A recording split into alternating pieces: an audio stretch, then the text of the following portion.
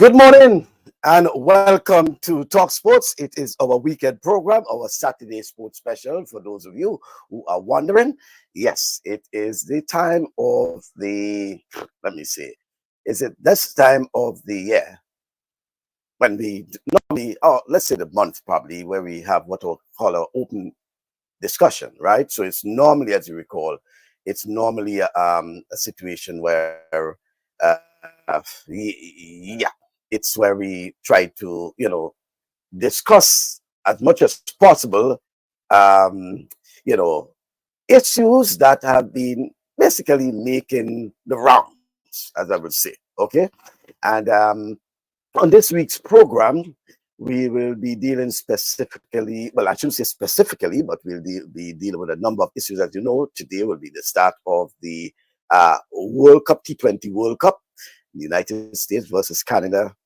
here in New York, for example. And then later in the week, we see the kickoff, especially the CONCACAF region, the World Cup qualifiers. Grenada is already in Trinidad and Tobago for their game against Trinidad later in the week. Well, I think sometime around Wednesday or so in the week, right? And then we know NCAA, for example, the NCAA's Track and Field Championships get going in the week as well. And then there is also what it is happening. We heard sadly about the Grenada Invitational, the cancellation of the Grenada Invitational. Probably this will come up in some form of discussion as well. And then, we have Roland Garros on. That's the French Open. And lots have been happening in terms of sports. Next weekend also, well, Friday to be exact, next Friday, should be the National Sports Award, the long-awaited sports award in Grenada. That should be taking place on next Friday evening in St. George's. So lots really on store. Let me say good morning to my co-host in Toronto, Rudian Sylvan. Rudian, good morning to you. Morning, sir. How you doing? Yes, everything is fine on my end. It's expected to be a high of about 83, 84 degrees here in New York today. Yeah, and we probably will have tomorrow. about the same here too. Mm-hmm. Yeah, so should be good. Yeah, Right. like I said, a So lot it's been happening in sports, and certainly, we're gonna dive into it and share and talk and discuss. yeah. So I was explaining that quite a bit happening, and we into, as you see, the Diamond League, track and field, professional track and field in Yeah. earnest. That's the elite athletes are competing. We more or less on the home stretch for the Olympics, particularly as it relates to track and field. Not forgetting that Yes. Olympics is a multi-sports event, right?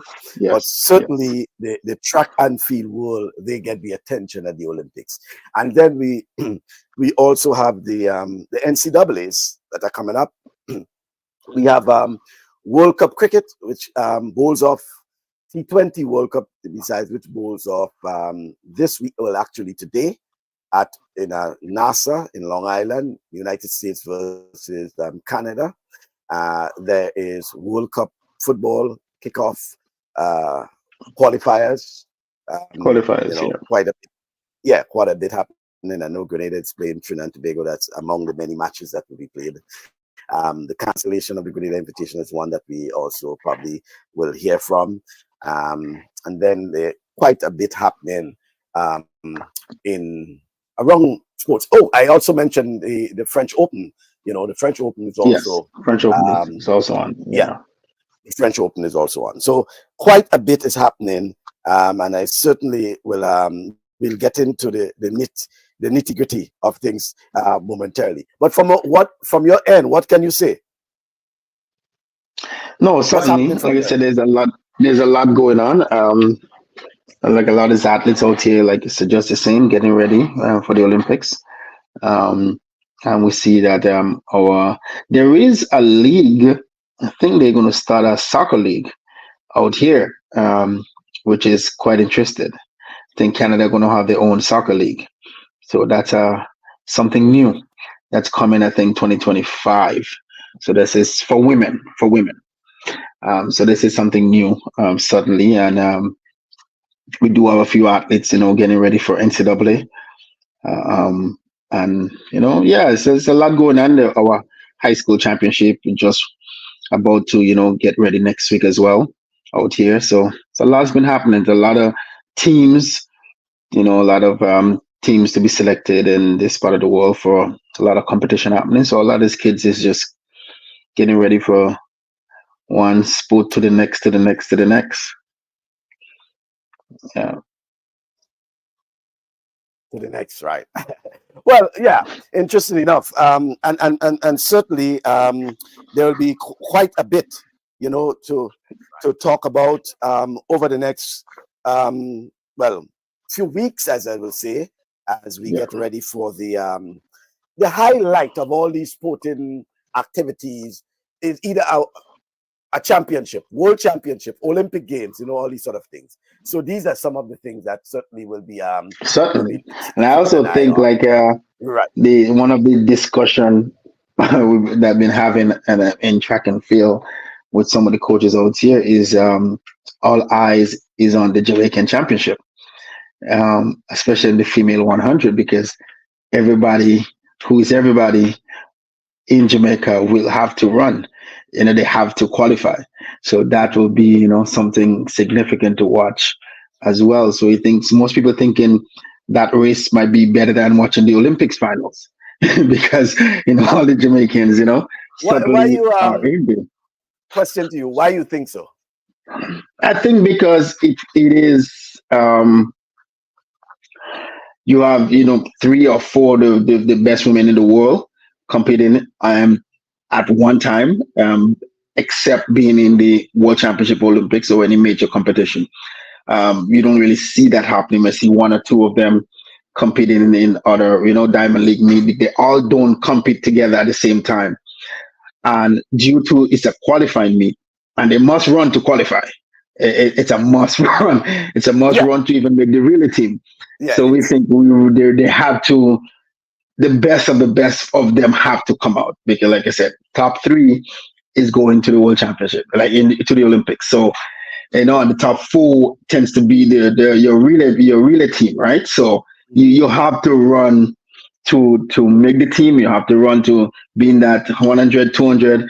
So it's going to be interesting, because all these ladies, compared to the men, all the ladies have to compete together. So I think it'll be really the highlight. Definitely is going to be a highlight for that race in particularly. As you can tell, the women in sports on a whole is just changing the dynamics of sports. The crowd that is turning out in the WNBA for just 2 ladies basically, that can change the game. We see in soccer at the same time, when the US is playing, and how they change soccer in the United States, and just around the world for soccer, what the women have done. So the women is changing the sport, and you see a lot of attention is certainly going to them, sort of more than the men. I think people will kind of say, well, we kind of know who's going to win already. But then the women is like, and no, we don't know yet, they want to see. So the women is shaking up the world in sports, and it's something that, we have to accept, and give them, the flowers, because it's their time. And then, we don't see that rival in the men 100, like in the days with Bolt and Gatlin and those guys, right? We don't really see that, compare. You see, look at what Sydney McLaughlin is doing. She's just changing. She's just scaring everybody, being top in the next thing you know, she's starting to run on 100. So, yeah. I want to agree that the dynamics of women in sports that dynamics have changed, right? The dynamics certainly have changed. Because you mentioned track and field, for example. Football is similarly looking, cricket, in basketball. And hockey.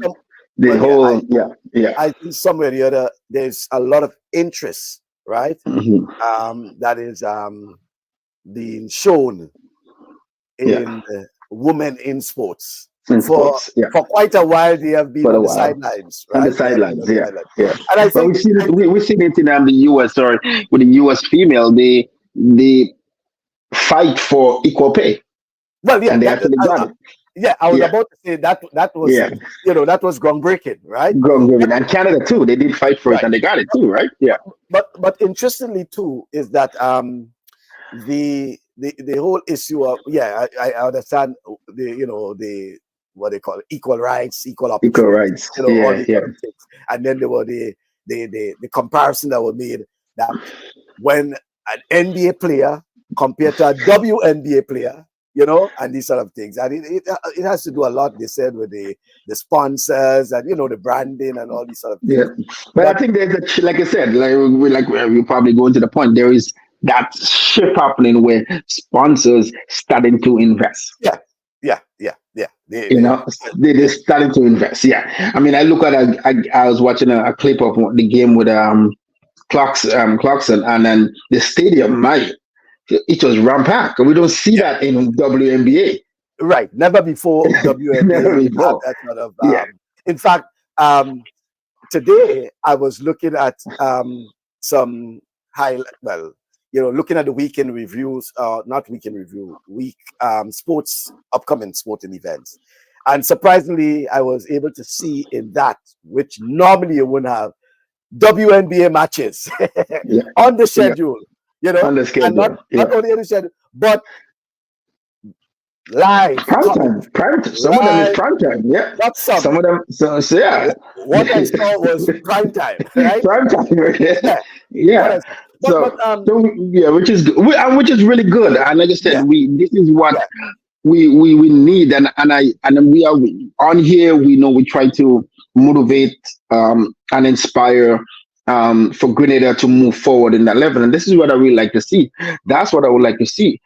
We see in how Jamaica changed the netball. They have their own league, and we're seeing those things, and that's what we really hoping to see for our women athletes in Grenada, that shift can come in where they can get the attention, just as how the men get the attention over the years.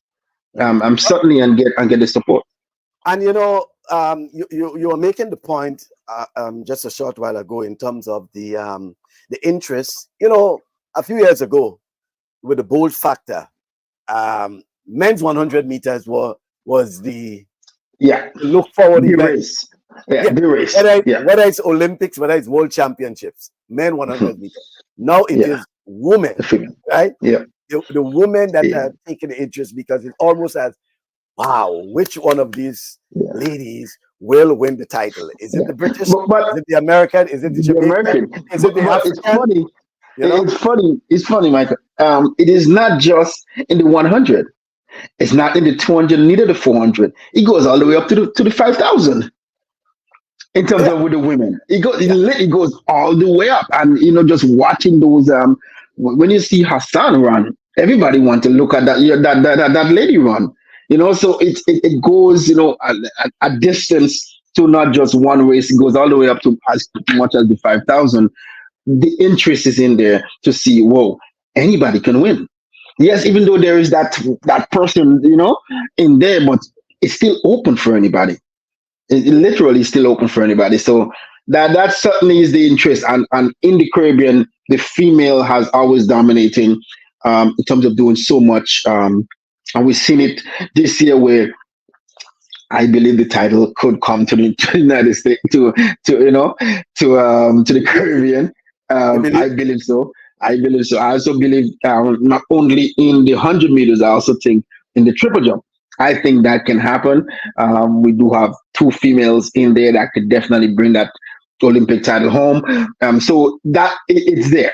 It's there. And so certainly, it's something that could be interesting. And that's what I think it is. I think it'll be certainly interesting. We have seen we talk about how the men has sort of fade away in the Caribbean. The women is still there. Even in the boat era, the women were still performing, and they haven't left yet. So yeah.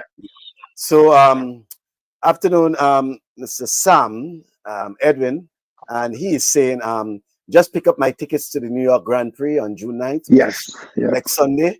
Mr. Next B, I week. Yeah. expect to see you there. Well, I'll try to be there. That's next Sunday. Yeah. Then he says the women's 400-meter hurdles will probably be one of the most watched events if Sydney and Bowl makes the final. Right? Yeah.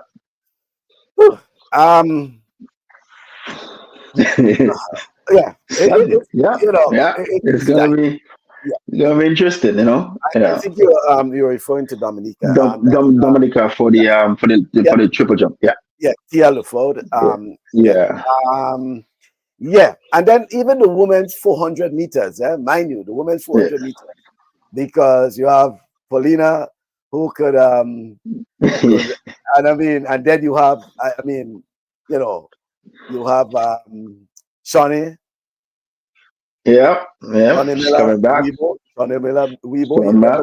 Coming back. Yeah. What she can bring to the party, you know. Never know. So a lot of the women events, I would say, wide open, but will be very, very competitive. Again, Yeah. remember, is down to the final because you have the various rounds, right? So who survives? Who can survive? Yeah. Who can survive? You know, and we have to, because it become to a thing now where it's you know, you just, any little thing can happen. Just you know, you're running a race and you don't, you know, you're running a step on the line, and there goes that. Like, there's so many little things now. There is no grace period like you know, that there used to be. Just one step on the line, and there goes that day. You know, so it's all of that is certainly something to consider as well. Yeah. All right. So let's see. There is one thing I want to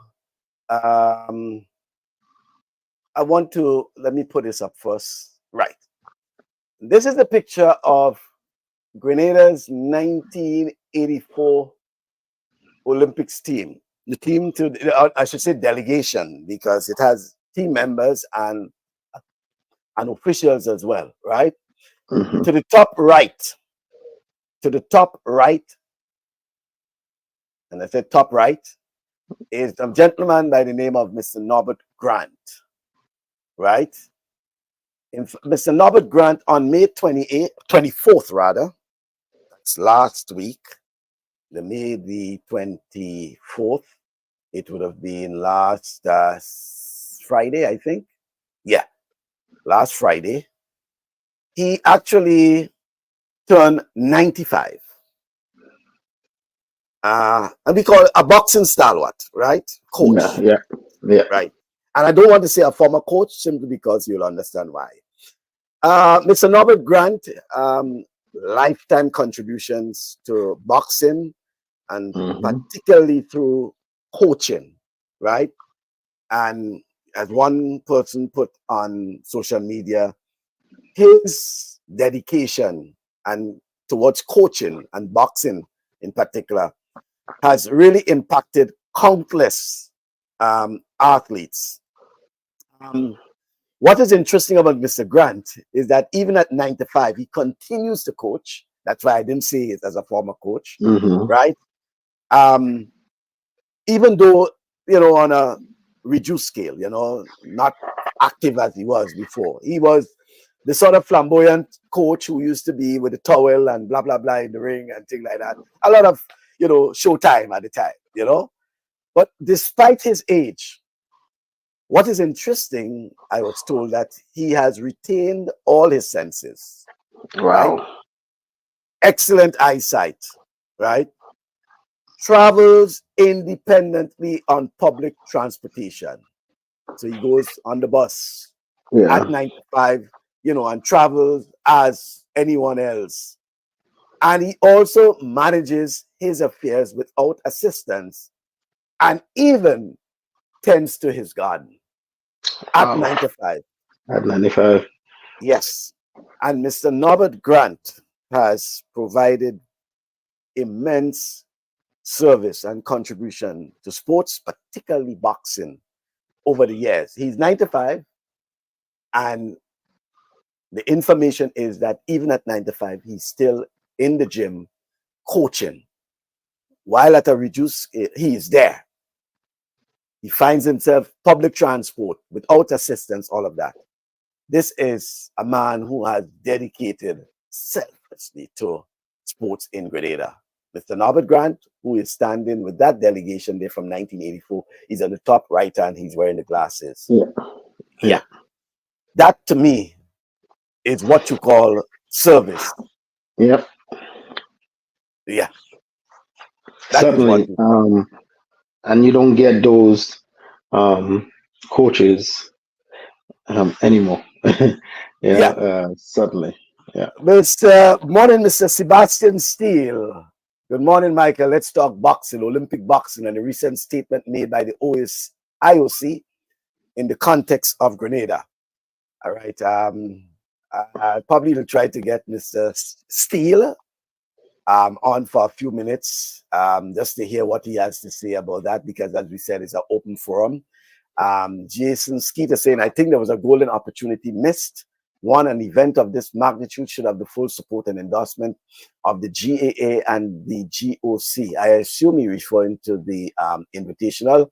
Additionally, because of what the event represents, the GOG of the day, that's government of Grenada, should take a more visible role because the image of Grenada is on display. 3, why in 2024 do we have private promoters fighting to raise funds for a national event? The event should have been adopted by the big boys a long time ago. I do have a lot to say about that. There's a lot of clarity that needs on that. As the founder of the Grenada Invitational, I think there's a lot of misconception about that. And there comes a time when, you know, the opportunity will be provided to give clarity, not on what happened in 2024, you know, because I wasn't part of that, okay? But I think there's a misconception of the origin of the Grenada Invitational, what it should have been, etc., etc., etc. You know, I'm the one who came up with the idea, the one who discussed it with the then Prime Minister, who is now the former Prime Minister, leader of the opposition, and who knows quite a bit about it. In fact, the people who actually were intimately involved in the original or the originality of the Grenada Invitational, and yeah, it might sound strange, right? But came up with the idea and discussed it in depth and intimately with former Prime Minister Dr. Keith Mitchell, former Sports Minister Patrick Simmons, former Ambassador George McLeish, the late Harvey Glantz, coach of Kirani James, and the late Sir Royston Hopkins. You know, albeit Sir Royston Hopkins and Harvey Glantz have left us, right? And there's a lot of misconceptions and misinformation regarding that, and you know, the quarterbacking and things like that. Things like that. Back in 2018, I submitted a resignation. It explains everything in details about, you know, the issues, etc., etc. And I think the time will come that you will get to know more about that, right? Chetty Joseph is saying, Michael Bascom, did you receive any written document from the court stating you no longer cease and desist, as I indicated, Mr. Joseph? Receive a legal note regarding that, okay? So let's leave it there for now. Yeah, but Jason, I understand. Clarity. I am not involved in the Grenada Invitational as it is now. The clarity as I'm referring to in terms of the originality of the Grenada Invitational. Clarity has to come with those who are, well, who were up to lately, because from what I understood, it has been dissolved up to that point. I can't give clarity as to what went wrong and blah, blah, blah for this. 6 years ago, I moved away. Okay, so anything in terms of clarity and what went wrong and thing has to be the people who involved at this stage. Just witnessed the first ball bowl in ICC warm-up. India versus Bangladesh in the neck of the woods. Wonderful atmosphere. Is West Indies setting us up with all their warm-up wins, undefeated thus far. Let's see. By the way, I have a trivia for you. I have a trivia. Here's a trivia.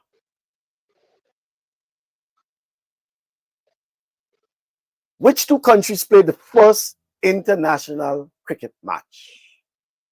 Which two countries played the first international cricket match? I thought I will hear Rudian giving me something, Well, I would say Australia and England. Australia and England. Yeah.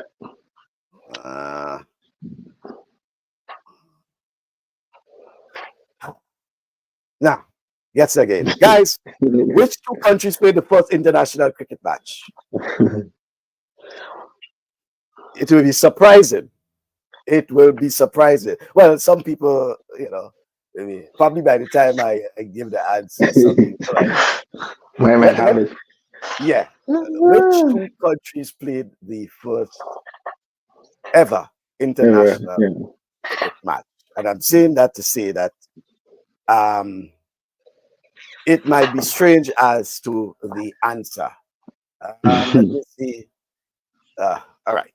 Okay. So Martin Felix says Canada and the USA. Kenny Joseph says England versus Holland. Jason Skeet says England and Australia. That was my answer too. Quincy says West Indies and England. Believe it or not, Canada versus USA. That's from Cleve.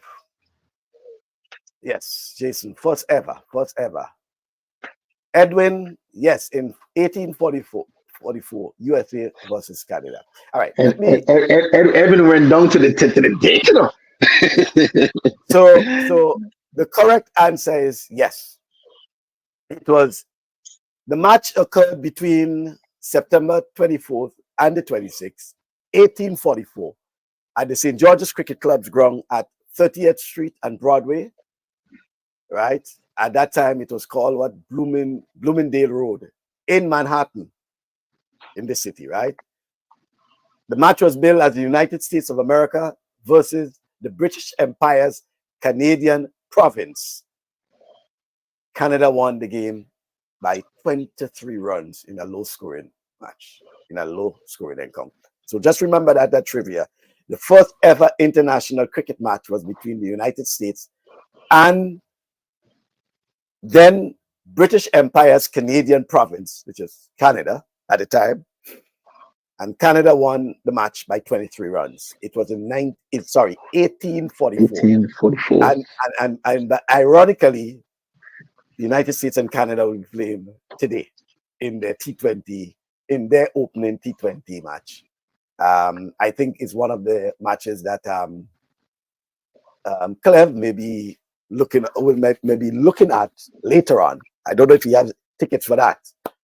Right. Mr. D. Riggs, when you see the exposure, listen, folks, listen. You see, and that's what I'm saying, is a lot of misconceptions. It's easy for you to sit back and think about exposure, blah, blah, blah. But if you really involve in it, you will understand the intricacies, the headaches, the this, that, and the other. And, yes, about the ESPN. But, it's not carnival, you have to pay, you basically have to pay ESPN to broadcast the game. Yes. You have to pay ESPN. And you have to pay ESPN thousands of US dollars. Thousands of US dollars. Yeah, you don't really have the rights for that. They basically have the rights. You paying them, and they still have the rights. So and I'm telling you from what I know, right? Yeah, that's facts. A lot of things a lot. I had to pay for the the equipment to get to Grenada, the personnel. You know, listen, in the EC equivalent, bringing that broadcast could be anything in the region of 500,000 EC dollars. Anything, you know, equipment, satellite time, you know, getting the freight from, you know, Miami into Grenada, and, you know, yeah. So folks, don't just go on social media and put things there without facts. And sometimes, you know, it's a bit, and that's why I'm saying that, Jason, the people who should be given the explanation as it is now in 2024 are the folks who are involved in it, right? Given the explanation. But let me see if I can. By the way, remember next Sunday, the 9th, we do have the New York Grand Prix, right? We do have the New York Grand Prix that will be in Upper Manhattan, as we'll say, Upper Manhattan. Yes, we do have that there. So if you folks are around, you can, as Edwin says, he already has his tickets. You can probably get your tickets and head off there. Kirani is in the 400 meters. You have the opportunity to see Kirani run. That's the USATF Grand Prix. He already participated in the USATF Bermuda. Then he also participated in the USATF Los Angeles, and he will now participate in the USATF New York, right? New York. Men's 400 meters, Kirani James will be there. If you want, you can go on to the USATF website and get some information regarding the tickets availability. I can tell you, finish line area is about $70, right? So you get the tickets around that area. Hopefully you'll be able to meet and greet Kirani after. Okay. Chenny, unfortunately, I won't be able to help you with those your questions regarding the directors of the Invitational. Let me see. There is if I may say something. Yeah, please go ahead. And I'm not really talking about the invitation, but I'm saying I think the direction should switch in the invitation, from keep the invitation, but from a international level of event to a junior level of events. I think, and that's what I think. I think so. I think, you know, if we will see more of our own athletes on a junior level competing, than, you know, on the international level. We only have 3 international athletes, and I believe that on a junior level we could have up to, in every event, we could have a Grenadian or several Grenadian. We will get junior athletes from the regions to also come in, even maybe as far as maybe Europe, Africa, including Canada, you know, the United States, and I believe that they can come and make it. It's a high, you to make it into a high junior quality meet, and I think so. And I think what it should be moving forward. It could be better managed. It could cost you less. So I really think, you know, whoever the organizers maybe should really look into that direction. Well, all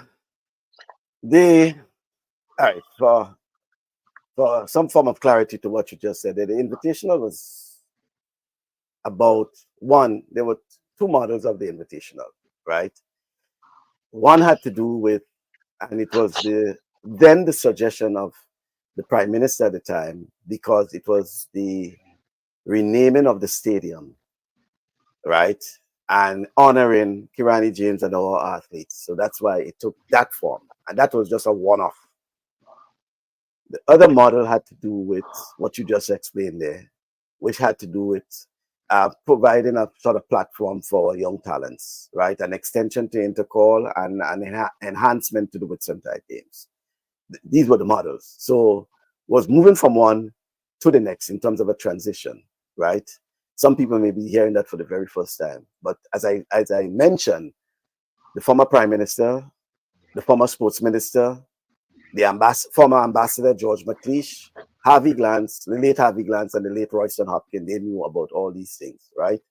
It was from one to the other in terms of a transition, right? And that's why the government of the day provided the funding, because it was meant as a one-off. Because there's no way it's sustainable in a Grenada context, what you're talking about. Yeah. As a matter of fact, Mr. Ronaldo Nehemiah, a former manager of Kirani James, sat with me for quite a while in a hotel room discussing the various models in the Grenada context.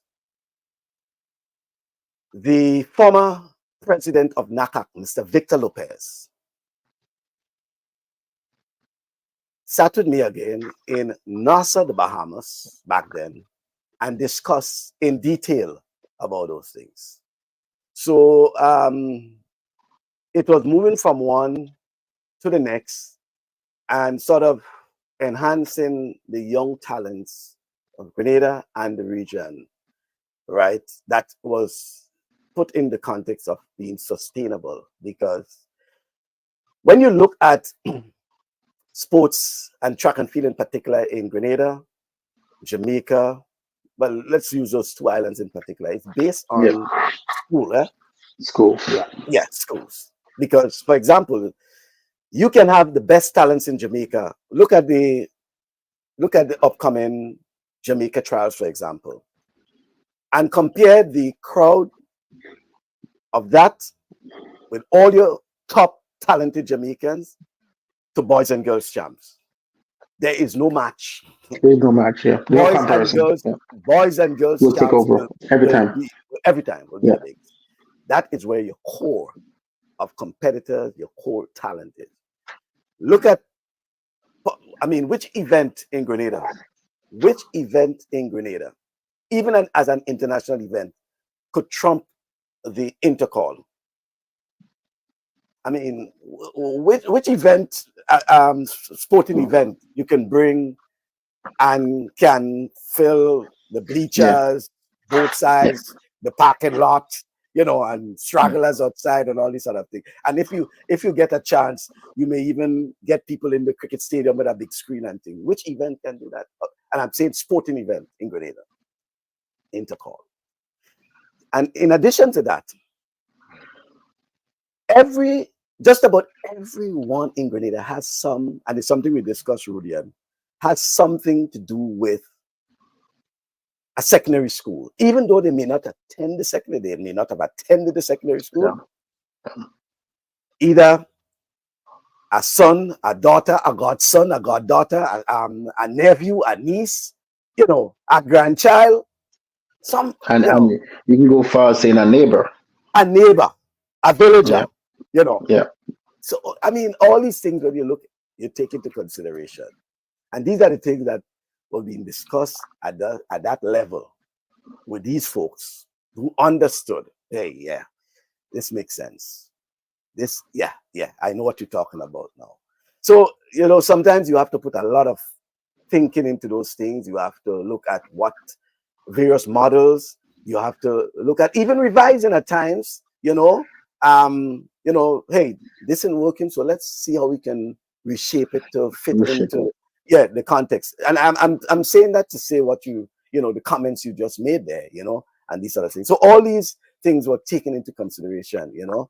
The late Sir Royston Hopkins had a lot to add to it. I mean, I was surprised that you know, yes, he's a hotelier, you know, he was a hotelier, but surprisingly, he laid a lot of things on the table regarding that. You know, I'd invited some of those folks at the time to be a part of the discussions, you know, but, you know, it certainly is. And if we're thinking at that time, it was that folks saw that as someone coming and take over, and, you know, and hey, I say, listen, I came up with the idea. I was the founder of it. I never thought about because if there was anything about being feared of taking over, then I probably would have been still involved in the Grenada Invitational at this point in time. You know, if I was so much about power and in control and things like that. So, But even as the founder, he decided to walk away because people didn't want to understand and believe that, listen, everything, and I want to make that point here. Every time we have we always look towards government as the one to blame at the end, right? If it is a private,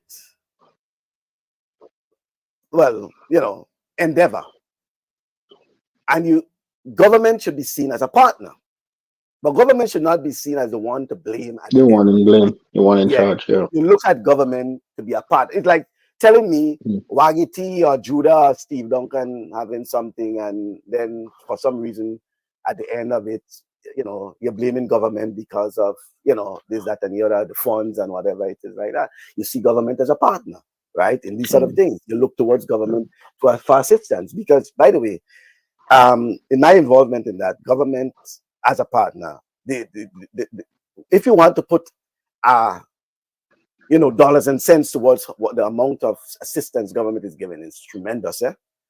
When you look at the stadium security, you look at folks that need visas, and the government will decide to waive the visas, right? The fees and the visas itself.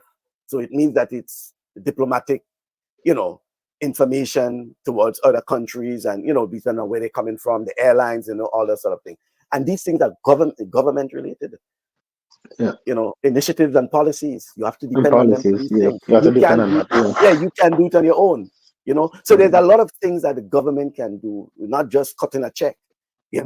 So a lot of behind the scenes things. So that's why I said that former Sports Minister Patrick Simmons, former Prime Minister Keith Mitchell, Ambassador George McLeish, I always say Ambassador, the late Harvey Glance. I recall I flew to Iowa, and sat in with Harvey Glance.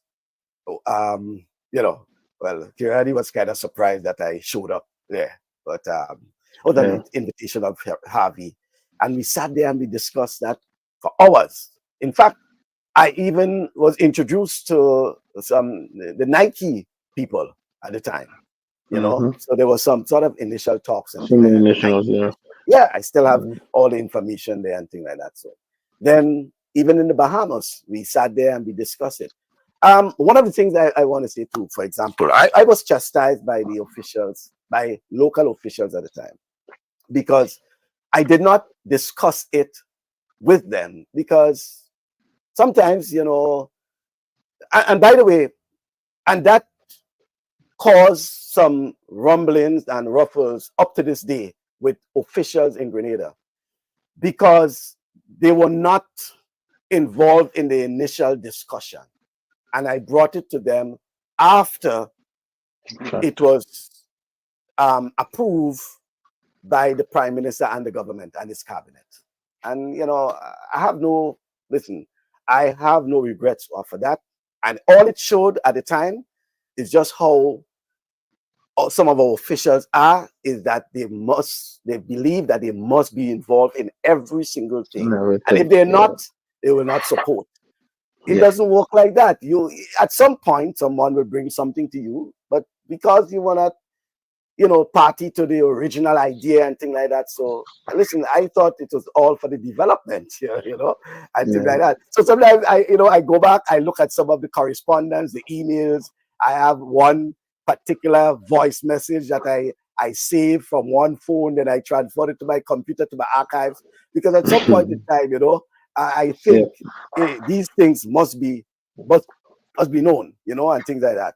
And it just shows you how some of our sports administrators operate, which is sad, which is sad, I mean, before I even knew about all of that, I have met with the former NACAC president here in Toronto, and in our discussion, we talk about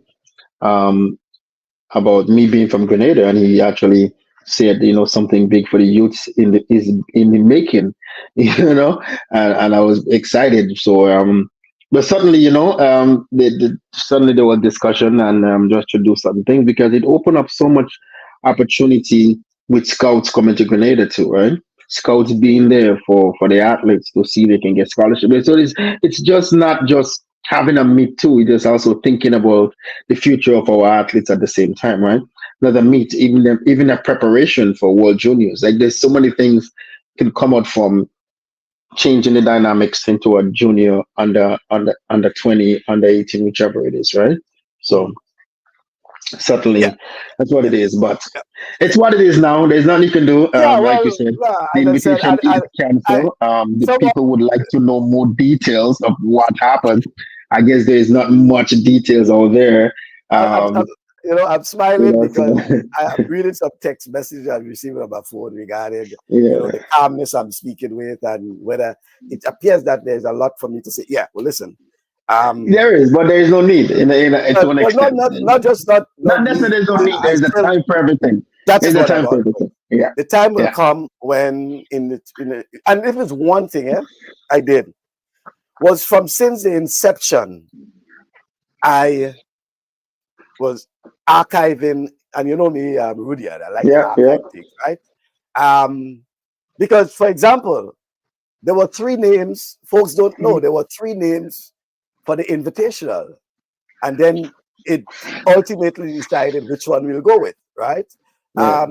And there's where the late Harvey Glantz, for example, came in, right? Regarding that, a lot of things that took place. And mind you, at that time, I was moving back and forth between New York and Grenada. And Grenada, yeah. I was moving between New York, NASA, New York, other places around the United States, right? Traveling, meeting folks, and at my own expense, right? At my own expense. I'm just going, hey, in 2016, I went to the Rio Olympic Games. Could you imagine that? And let me tell you that. Why it's interesting. At that time, the discussion regarding the invitational was on. I was in Rio for almost 3 weeks. And don't you know, at no point in time, and what I'm telling you, I'm sorry, did I ever discuss anything related to the Grenada Invitational while in Rio? And I'll tell you why. I was there on the invitation of the Grenada Olympic Committee. And I felt it unethical to be there as the media attaché for the Grenada Olympic Committee and discuss anything relating to the Grenada Invitational, which had nothing to do with Olympic Committee.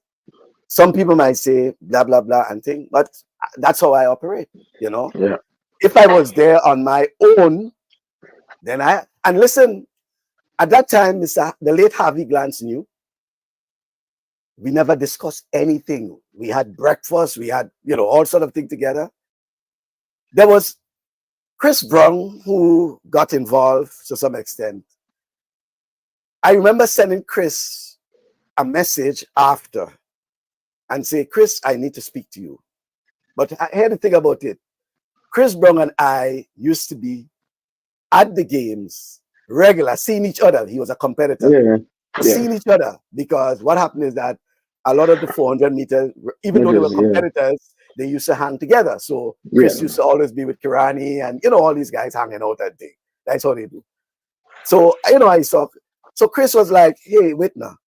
But we were in Rio for all this time and you never mentioned that to me. So I explained to Chris, why?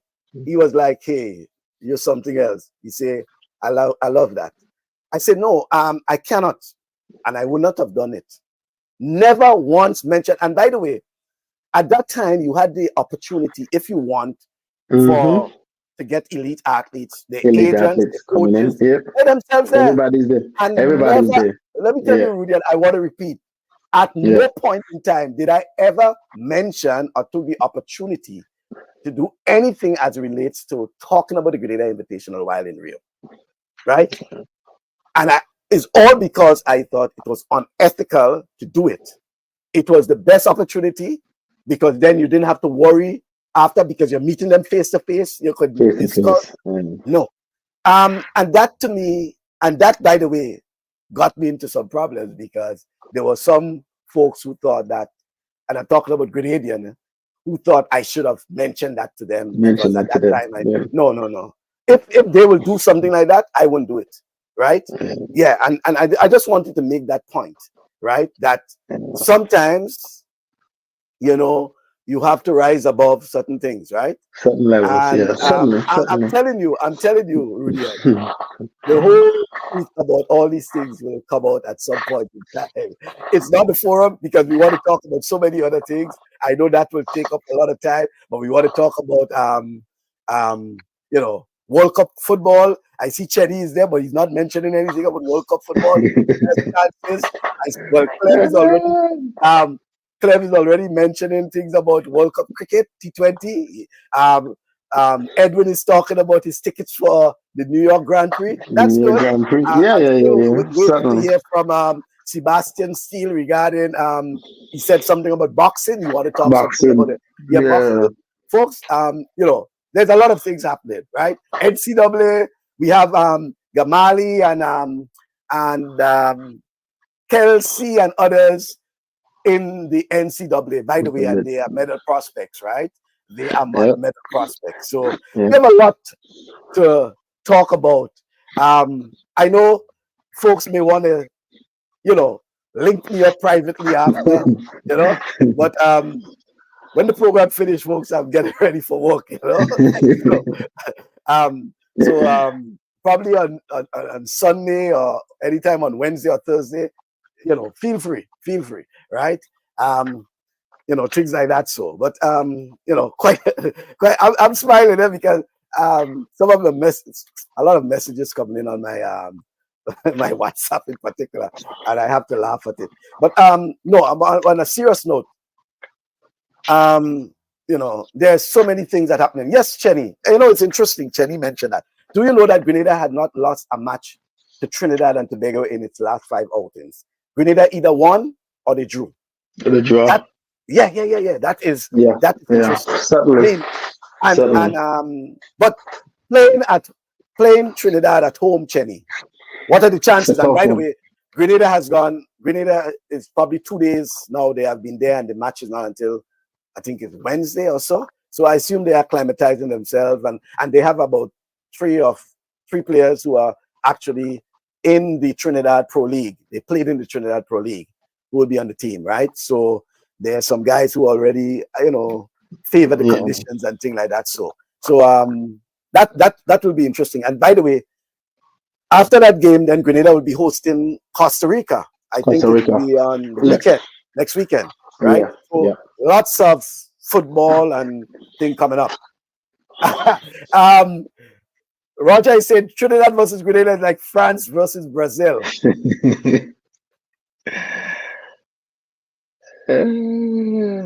Yeah. My good pal Ron Titus is saying everyone knows why the Grenada Invitational was cancelled, and no mystery. Ain't no mystery. What nonsense about sitting waiting for the facts to come out? Some of these commenting already know. And by way of disclaimer, Raul was a member of my committee when I was there, and Raul was one who left when I left.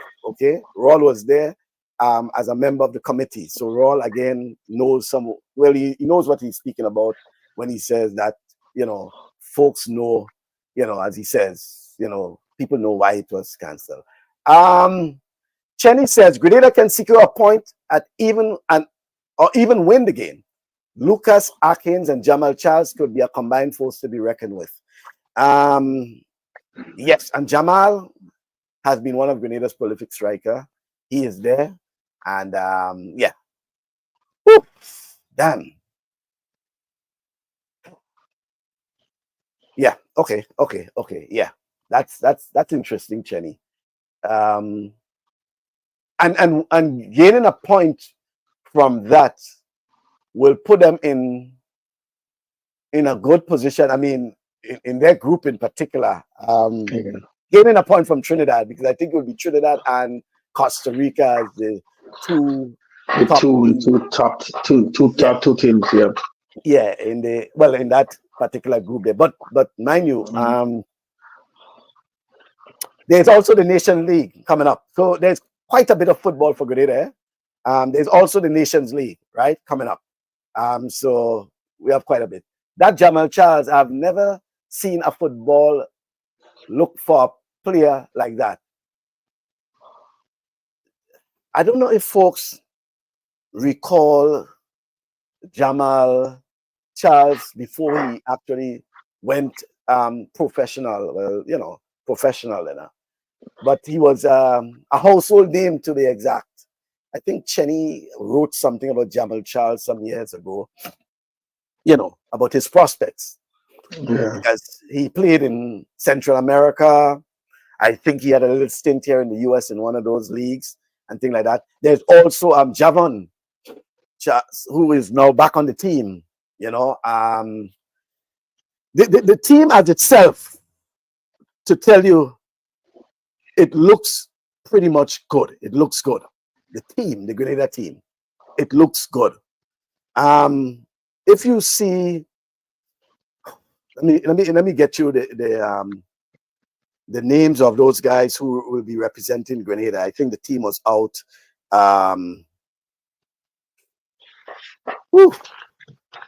CONCACAF World Cup. That's 7:30 p.m. On June the 5th, right? June the 5th, 7:30 p.m.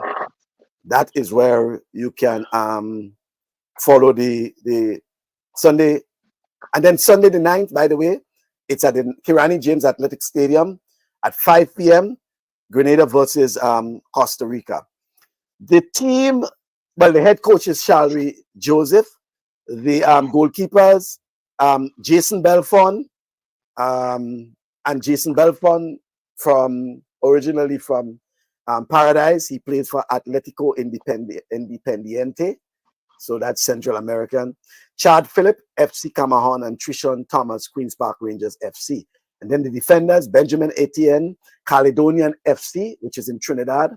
He's originally from Queen's Park Rangers.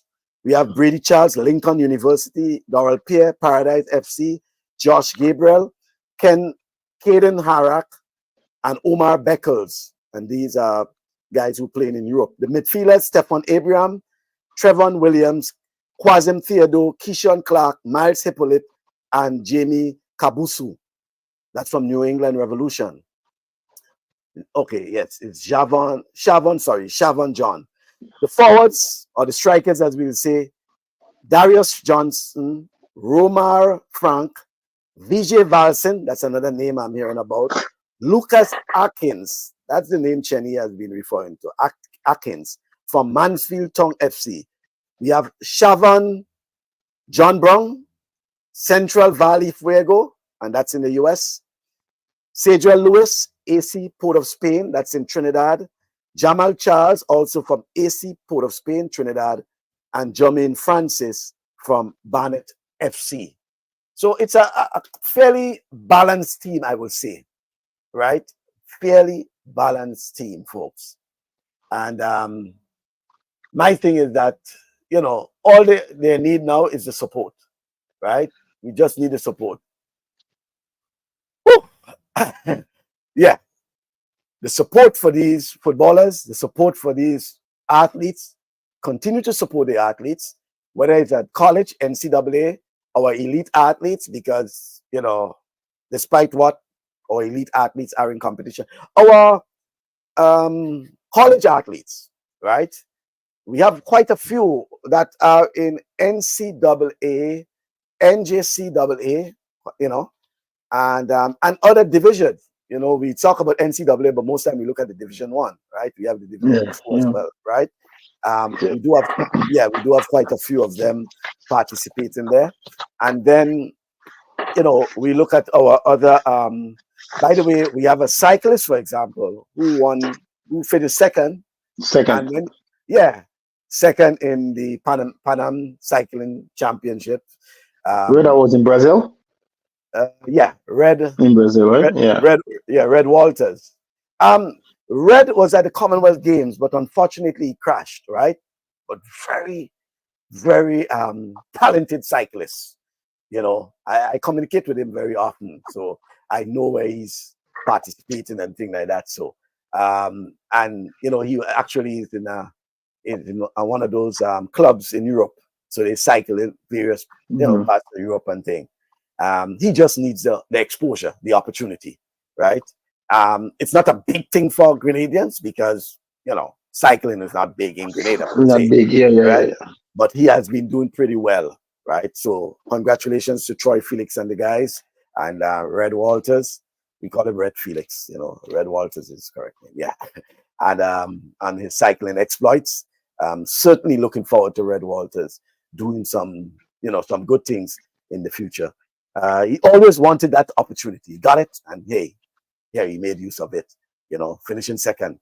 That was good among some of the best cyclists in the region. Yeah. Then our cricketers, by the way, the Afi Fletcher. Congratulations, Afi. Afi's selected on the West Indies women's team to tour. They should be leaving, I think, tomorrow, heading off to Sri Lanka, right? And they are preparing also for their World Cup. The Women's World Cup is in September, right? Hosted in Bangladesh. And you know, Afi has been a mainstay of the women's team, you know, and certainly will be doing good. Yes, and the para athlete. Thanks. I have it on a note here, and thanks for reminding me. As Haran is saying, para athlete Nickel Walters, who won gold in the men's javelin at the 2024 Desert Challenge Games in Arizona.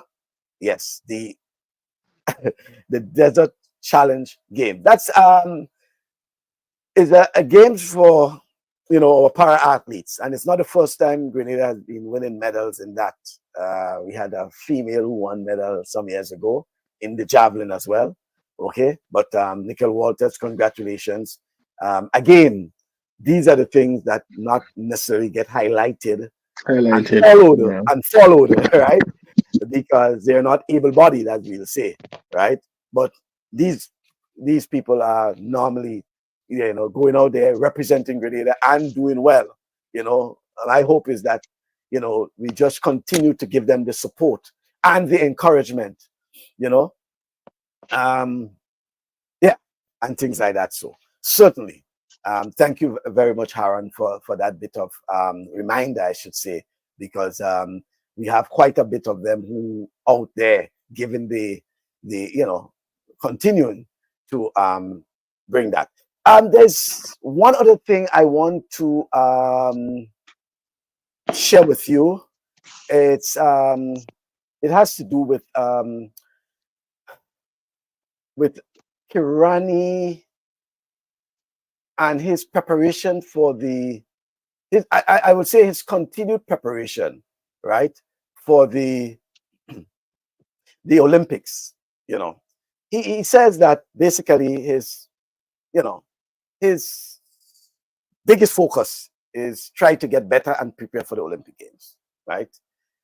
That, to me, is the desire of just about everyone at this point in time, right? Let me hear from you. We've got the Kirani James with us today. Great run. You're just getting better and better and better. 44.58. How are you feeling after that? No, I feel good. You know, to come here, it's a long travel, but I'm happy with the improvement that I'm making all season. So yeah, just back to the drawing board, try to get better, and prepare for the Olympic Games. Have you already highlighted the things that you know that you want to kind of improve on, and what are the improvement points from this race? The first 200 definitely, which I did I think I did a better job this time from my last race. So just, you know, putting everything together and just having that consistency of competition. Love that. I've got a very separate question for you, because this week we got the sad news that the Grenada Invitational ceases to exist. We're not going to have it anymore. What are your thoughts on that? And what's the impact of that meet? What was the impact of that track meet to the local community? Obviously, I'm devastated, because it was branded not just as an invitational, but a celebration of, you know, all the Grenadian athletes that participated in World Championships, Olympics, to kind of make it a celebration, especially with the 50th year of our anniversary of independence. So we wanted to incorporate but they wanted to incorporate a lot of, that kind of thing about the history of, Olympics in Grenada. So it's very unfortunate, but sometimes these things happen. So, it's just back to figuring out what's the best way, the best platform for Grenadian athletes. I love that. Thank you so much for that insight, and well done for today. Where are we going to see you next? Thank you. I'm not sure yet because it's supposed to be Grenada, but so I have to figure that out. All right, love man. Thank you so much. Bye. All right. So that was actually before the decision about New York, right? And he will be in New York on Sunday, next Sunday, right? Something I laughed at there because I played it a couple of times and before actually being there, and it's something interesting he said. He was saying about we, and then he said they. He changed it from we to they. It's interesting. Aaron is saying, my issue is that information from a few clubs and organizations, they don't give out enough information about when certain events are happening. Also, results are sometimes an afterthought. Rudian is something we discuss time and time again. I think even as late as, a week or 2 weeks ago, that came up in terms of the information from clubs and organizations, etc., etc. And, let me give an example, Haran. And I think it was Jason who was speaking about it on our program, and then we continue with the discussion in terms of that. Not to bash, but just to, and I hope they take it for what it was. The Grenada Athletics Association regarding the Whitsuntide Games, for example. I mean, it was poorly advertised. Even the social media platform, I wonder if they have results on the social media platform. I wonder if they even have a picture, a photo on the social media platform. Leading up to the meet itself, the Whitsuntide Games, I was looking for information regarding that. I made numerous appeals to the public relations officer about information regarding the Whitsuntide Games. Not even an acknowledgement. Not even at this point in time, after how many weeks, you can say, oh, I just came across your message. Sorry about that. Sometimes these things happen, for some reason, you didn't see the message, or you happen to see the message very late, and you still reach out and apologize and say, hey, I just saw your message. Sorry about that, blah, blah. Not even an acknowledgement. So I reached out to someone else, and they sent me some information. So the information was available. There's a difference in it not being available and it being available. Okay. And then from that I wrote, that's when I ended up writing about how many, 100 plus foreign athletes for Whitsuntide Games and things like that. So, but probably was hoping that, they probably will even take that and put that on their site or whatever it is. But that's besides the point. I'm just saying that the point Haran has been making regarding information, and sometimes the real life experience you have in terms of even getting information, because you cannot just assume that 50 athletes coming from Trinidad and 60 from St. Vincent, they will have the information. They have the entries. And, I have had that issue with Grenada Athletics Association over the past few years regarding gleaning information. As a matter of fact, I used to, when Mr. Charlie George was president, I used to be getting information. Somehow my name probably was removed, even though I do a lot of highlighting of track and field. My name was removed from the list, and I depend on people who not even involved in sports. Mind you, serious, what I'm saying, not involved in sports, they will get it and they'll forward it to me and say, hey, I know you're dependent on it, I know you don't get it, but here's something. Could you imagine that? That's the level we reach. It's interesting about that. It's interesting, And then we continue to put the confidence in people like that, As Quincy said, not even an announcement about live stream was made. I just happened to stumble across it. The information wasn't there, you know. And I'm saying it without any apologies, you know. I mean, what else they can do from here on? Just continue to, you know, deprive me of the information? I mean, I don't know, you know. Listen, at the end of the day, I'm saying, except that's, you know, their day-to-day job, you know, the revenue honor. As far as I know, it's volunteer, okay? But if you're not ready for it, if you're not prepared for it, please move aside, let someone else. And I think the point Jason was making was, and some people take it literal and meaning that almost an attack on some people. Hey, there are some people that are doing a wonderful job. Kudos to them. But there are others who need to just move aside and give others an opportunity to get things going. If you're not in it, if you're not feeling for it, if you believe that, oh, I'm exhausted, you know, I need a time off, whatever, let somebody else do it, right? I mean, just to pass on the information. No one is even telling you have to write a story because, you know, you might be busy, whatever. But if someone make a request, you're the information officer, and someone make a request for some information.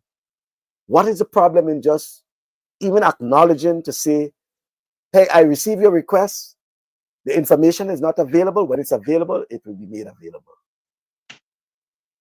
Hey, here is, you know, the answers to your questions or whatever, your request, whatever it is like that. Blatant refusal and ignorance of it. I'm telling you, up to this day, could you imagine Whitsuntide, you know? Up to this day, not even an acknowledgement to say, I have received your request, here is the information. Or to say, well, sorry, I just came across your messages, but I do apologize, blah, blah, blah. I mean, if someone says, what can I do? I mean, things do happen. You could have been overwhelmed at that period of time. So many messages and things, but at some point in time, you must see something because the messages were over a period of time, almost sometimes twice a day, you know, twice a day I said it, a reminder, you know, nothing serious, you know. Just a couple more comments. Everybody feels as if it belongs to them from Jason. Everyone feels that it cannot happen without them. Everyone is being selfish and the power gets to them, and it's all about them profiling. You see this one about everyone feels that it cannot happen without them? That's an underlining statement there. Things can happen. God forbid something happens. You want to tell me if for some reason the prime minister or the president of a country, something happens, you know, and God forbid he's incapacitated or whatever, that's the end of the country? Come on, man. That's why you have a vice president, deputy prime minister, whatever it is. Or people say one day Congote. That's from George Robinson. Jason said, Morris Bishop spoke about it, not leaders for life, but service for life. And when you are tired serving, you'll be recalled and removed out of the way and make way for those who want to serve diligently. And Kim Fullerton is saying there's absolutely no performance assessment done in Grenada. Almost everything is political and it's more about who you know. Good job or bad job, some folks are entrenched in some positions and refuse to change or adjust. And we've even seen that in ministries as well. Yep. Right? Yep. And the point is making no performance assessment done. And whether you're good, whether you're bad, you know, it's just same old thing. And as he's saying, probably the worse you do is the more entrenched you get, you know. No, and it's a serious point. And no, it is certainly a serious point. You know, you made the point. The Morris Bishop statement will also definitely it's not the first time I'm hearing it. Yeah, you know, it's time for some people to step aside sometimes. And it's not an attack on any. However, Michael, however, most time we this is something that we say all the time. People need to still step aside. They've been in it for a long time, and I'm using the word we, not necessarily that we want the position, but people also have to put themselves in position to want to do the job. Yeah, I agree. And that's another thing too. Yes, we want people to step aside, but if you're not in the position and you want to, and the with commitment seriousness, and the with dedication, with forthcoming, then then we go back to a cycle again. Yeah, it just so there has to be some seriousness in terms of people who seriously want to do it. I agree. Not for title, not for name, but to make a difference. Yeah. And if that's not your will, then yeah. But I think two important points made there by the gentleman. Kim Fullerton and Jason Ski. Jason rehashing the certainly. And Kim is saying and I that agree with those statements 100%. Yeah. He also says lots of gatekeepers also. Well, yeah. Yeah. It needs no explanation, Kim, right? Mike Batiste, small clubs getting the big performances at the meet. That is why folks been dragging their feet to promote the meet. If their camp not getting credit, they prefer the public doesn't know. And and folks is not. We have to change that mindset. And I think folks are not really coming out and being critical of individuals in particular, but it's just a system. It's systemic. Because folks go in and they fall into what is like a system, and then it just continuing. When you expect better, because sometimes folks get into it, but because it's a system. So we need to change the system, right? We need to change the system as well. Because what you might do, we might keep saying clean slate, but then the new folks come in, but because that system that is there is so outdated and is necessary to change. It's like there were folks who were against the updating rather of the sports policy, but we realized it was necessary. It was, right? Yeah. So many things have changed over 10 years. As a matter of fact, my thing is that every 5 years you may need to do a review of it. A lot of things.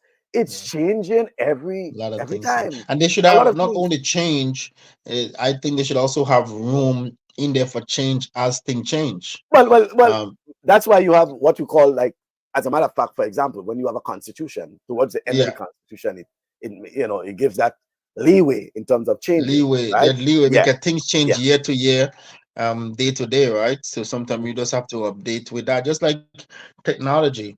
Them things change, day to day, and then you have to upgrade come on, every time as it comes. So the same that's thing happen in sports, the same thing happen in certain things, right?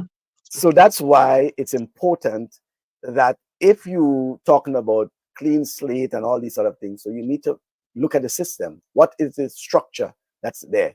How can the structure be changed, not just for changing, but change to be effective, right? Change to be effective. Roger says the death stage of the leadership life cycle can make or break an organization more than any other stages. Certainly. George Robertson, leaders are elected and executives can be removed by affiliates and council. Certainly, because once you have constitution and you follow the constitution, you can move a motion, and no confidence motion, for example, right? The fact that folks are upset about changing the sports policy says a lot. Yeah. And it was kind of, interesting, right? Right. Yeah. Let's see if we can put a wrap on that for now. And on the 17 400-meter runner was at Whitsuntide Games. Let's say under 17 400-meter athlete was at the Whitsuntide Games. An athlete from St. Kitts ran 49 seconds, and St. Kitts Federation have been posted on multiple times. The Grenadian who won ran 47.75 seconds, the fastest 15-year-old since Kirani. Zero mention. and I assume you're referring to the Athletics Association. A 15-year-old, wait, let me get that back. A 15-year-old, 47.75. That is impressive. Yeah, that is impressive. Very much so. It's very impressive. Yeah. Wow. Well, I have no reason to doubt Mr. Mike Batiste when it comes to this stats there, but if that is the case, I mean, not a mention, promotion of Nothing. such. Yeah, something is wrong. Folks, let me put a wrap on that. I have to start getting ready to leave. But interesting enough, quite a bit, as we said, World Cup, T20 World Cup cricket is on. As it is now, the warm-up matches are finished. We're now into the championship itself. So wherever you get your live cricket from, please go in. There will be some 2-3 matches per day, morning and evening. West Indies in action tomorrow, God's willing. Yeah, I think it's against Papua New Guinea. Yeah, I think so. Papua New Guinea. But lots of cricket on. Today there's also, well, later on, Canada versus the United States. I wonder where we boy Toro. Toro probably at the stadium. Probably at the stadium already. Nothing about Toro today. I don't know where Toro is. I don't know. Be sure Toro didn't go with the Canadian team.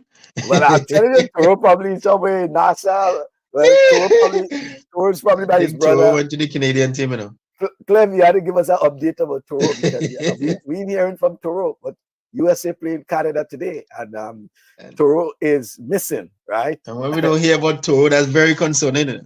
Yeah. To call the SWAT and go look for him. Yeah.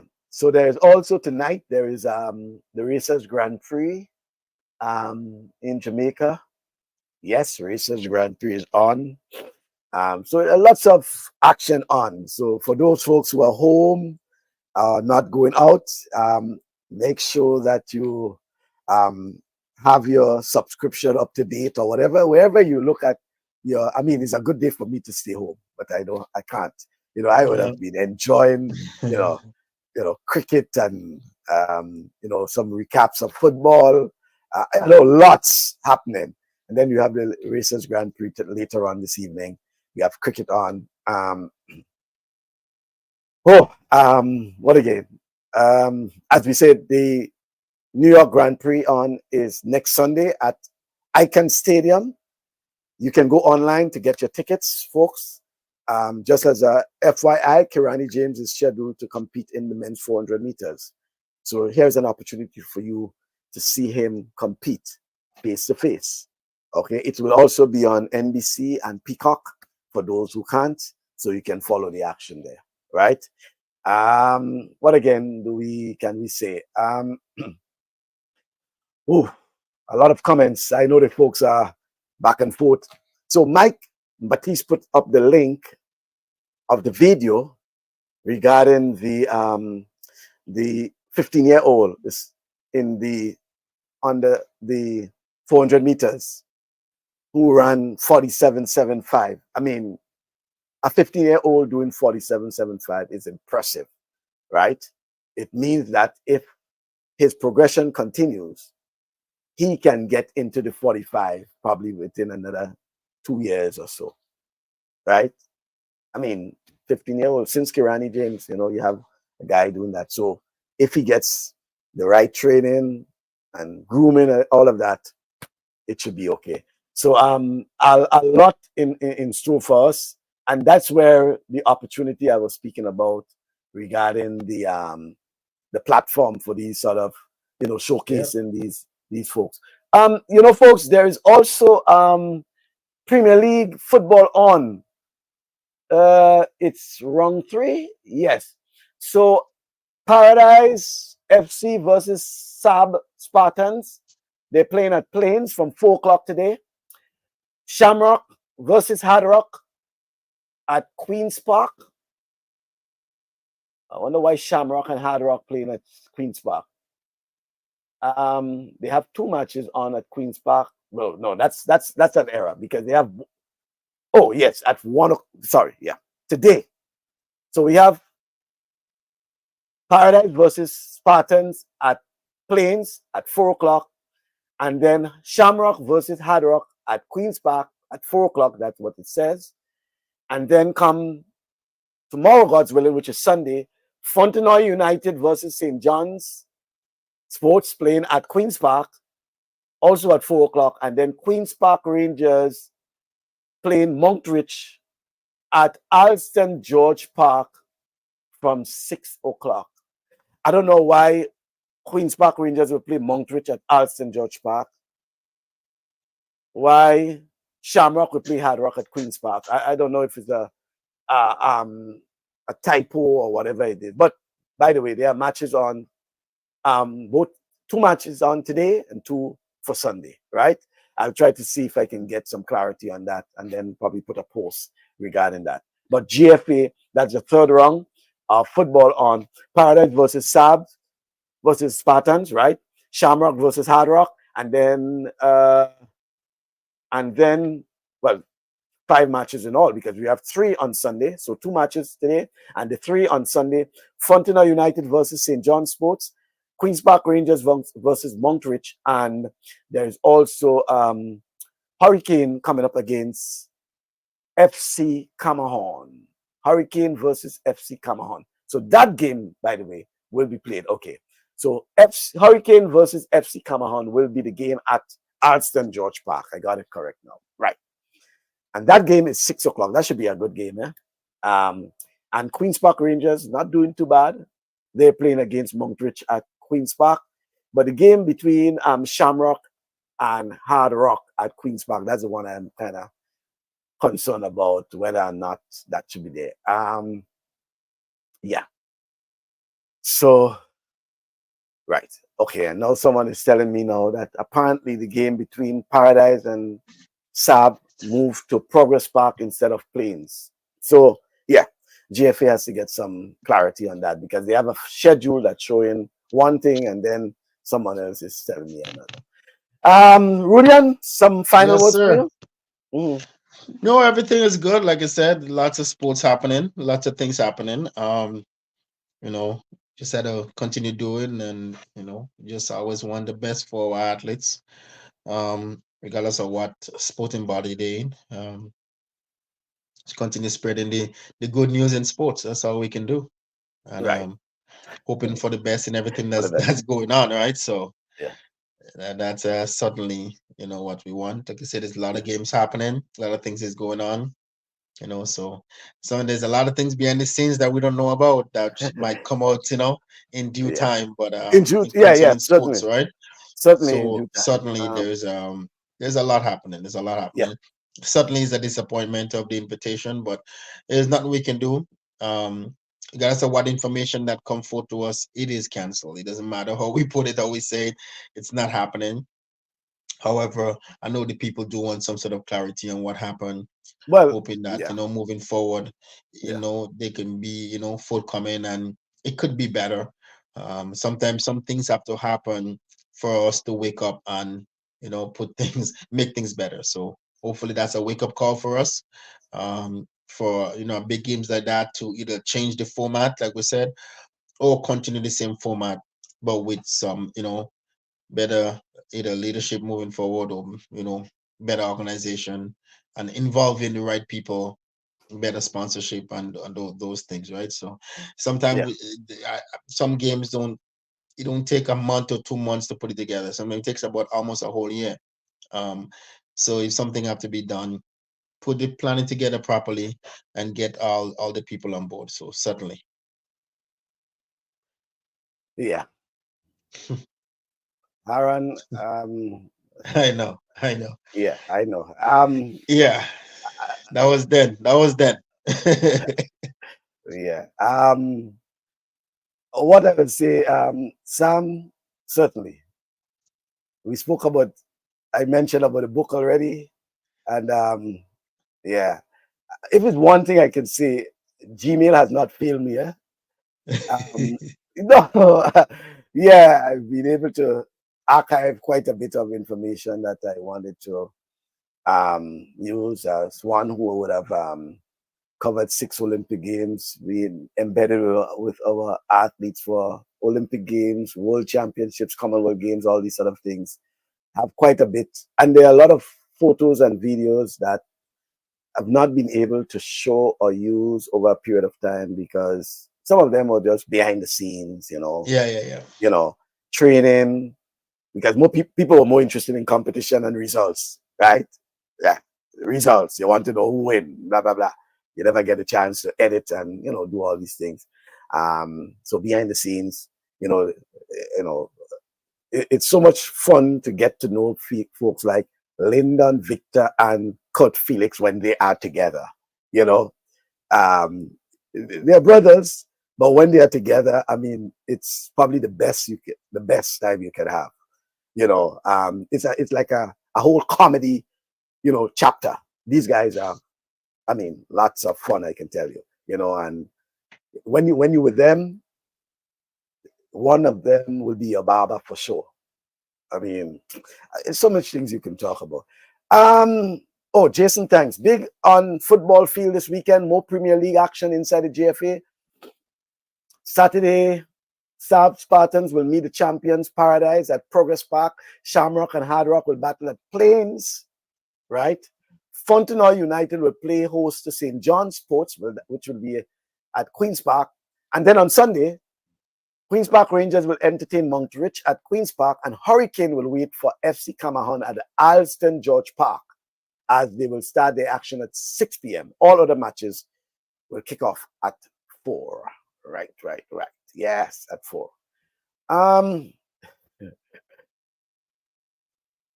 Why sports journalism from our local news broadcasters are low? Maybe we can talk about this next week. Probably we can talk a little about, we talk about the sports media about a year or two ago. I think it was Paul Roberts who had joined us then. Yeah. About 2 years ago, not last year, 2 years ago. So thanks, Quincy. That might be something we can probably delve into. Thanks for that thing. I will. Rudy and we'll probably discuss it a little more because it's important in the context of what is happening in terms of sports, the coverage of sports. We have, whether or not we satisfy with the coverage of sports over the past, 5 months for the year, and all these sort of things. And these sort of things. Chenny, that chapter, you have to write that chapter, Chenny. That's for you to write. I told you, you have to write it. You have to write that chapter, Just make sure you put a little piece about Stone Killers, being on the bench for Stone Killers, Yeah. Chenny was Coco United, I was Stone Killers. Those were the days, Yeah. Thanks very much, folks. Thank you, Rudian. That was a pleasure. I appreciate it. Okay, then. Yeah. Have yourself a pleasure. Yeah. All right, folks. That's all for this week. Really enjoyed it. I do have a lot to talk about. Some folks have been sending me messages privately and things like that. So, as I said, I have not discussed the inner workings of the Grenada Invitational publicly since 2018. Yes, since 2018, September of 2018. Privately, I've discussed it with folks who have, reached out to me on certain issues and things like that. So, but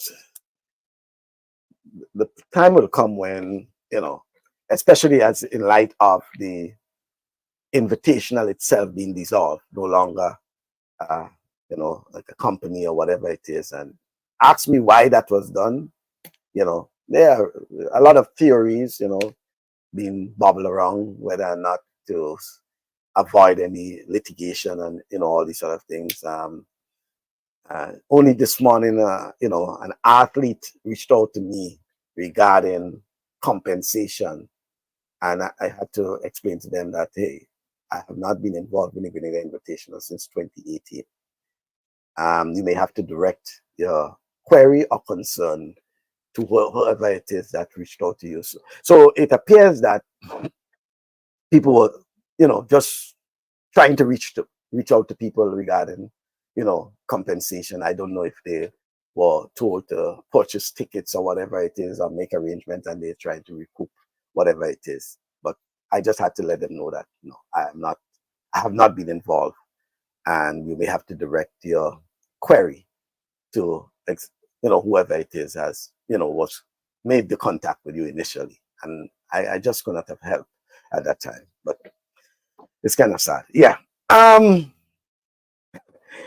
That's all for this week, folks. Always a pleasure having you. As indicated, it should be another interesting program next week, God's willing. As suggested by Quincy, we try to touch on the issue of sports journalism, the sports media. I know people like Jason and Chenny and all those folks will have a keen interest in that. And we'll try to discuss that, because coming from what Jason was saying last week and what we have experienced over the past, not just months, but the past years regarding the sports media in Grenada, it's probably something we need to look at again. All right.